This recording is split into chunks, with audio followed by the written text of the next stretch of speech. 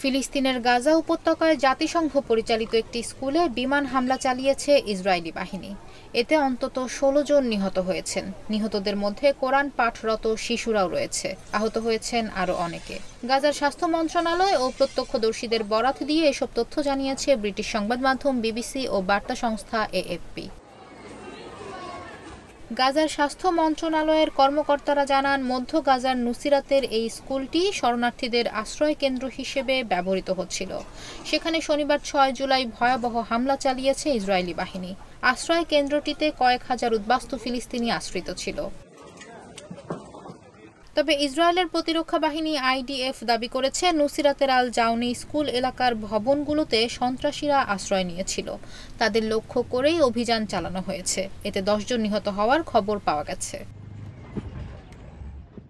প্রত্যক্ষদর্শীরা জানিয়েছেন, স্কুল ভবনটি একটি ব্যস্ত বাজারের পাশে ছিল। সেখানে ইসরায়েলি বাহিনী আকস্মিক হামলা চালিয়েছে। প্রত্যক্ষদর্শী এক নারী বার্তা সংস্থা এএফপিকে বলেন, স্কুল ভবনটিতে কমপক্ষে ৭,০০০ মানুষ ছিল। গতকাল ইসরায়েলি বাহিনীর হামলার সময় কয়েকজন শিশু কোরআন পাঠ করছিল। তারা সেই অবস্থাতেই মারা গেছে। এ নিয়ে চতুর্থবার এই স্কুল ভবনে হামলা চালালো ইসরায়েলি বাহিনী।